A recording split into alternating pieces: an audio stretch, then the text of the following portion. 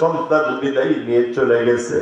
আল্লাহ আল্লাহ আমার মায়েরা যার যে জন্য দোয়া করতেছেন আল্লাহ তাদের প্রত্যেকের আত্মীয় স্বজনকে মাফ করে দাও। আল্লাহ মা বোনদেরকে ফিতনা ফাসাদের জামানায় পর্দা পুশিদা রক্ষা করে 5 ওয়াক্ত নামাজি হওয়ার তৌফিক দাও। আল্লাহ আমাদের সকলের ইজ্জত আবরুকে হেফাজত ফরমাও। আল্লাহ আমাদের ইজ্জত আবরুকে হেফাজত ফরমাও। আল্লাহ জিন্দেগির মুসিবত দূর করে দাও। আল্লাহ জিন্দেগির যত পেরেশানি আছে দূর করে দাও। আল্লাহ তুমি যদি আমাদের ডাকের সাড়া না দাও আল্লাহ কার কাছে যাব? আল্লাহ আমাদের তো আর কোনো এলা নাই, কোনো দরবার নাই।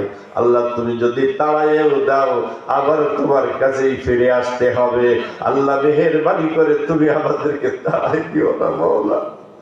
আল্লাহ আল্লাহ আল্লাহ যারা বাইতুল্লাহ গেছি, যারা যাই নাই তোমার ঘর জিয়ারত করার তৌফিক দাও।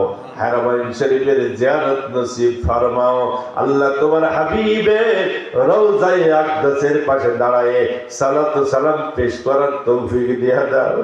আল্লাহ কত কাফের মুশরিক বেঈমানেরা তোমার হাবিবকে দেখেছে, আল্লাহ মুমিন হয়ে দেখার সুযোগ হয় নাই। আল্লাহ তোমার হাবিব বলেছেন মান রাআনি ফাকাদ রাআনি ফাইন্না শাইতানা লা ইয়াতামাসসালু বি, যে আমাকে স্বপ্নে দেখলো সত্যই আমি নবীকে স্বপ্ন দেখেছে, যেহেতু শয়তান আমার আকৃতি ধরতে পারে না। আল্লাহ তোমার হাবিবের সহিত একটি রাতেও হলেও স্বপ্নের মাধ্যমে জিয়ারত নসিব করায় দাও। আল্লাহ আমরা প্রত্যেকেই যে যে মুসিবতের মধ্যে আছি, পেরেশানির মধ্যে আছি, আল্লাহ আমাদের পেরেশানি দূর করে দাও, মুসিবত দূর করে দাও।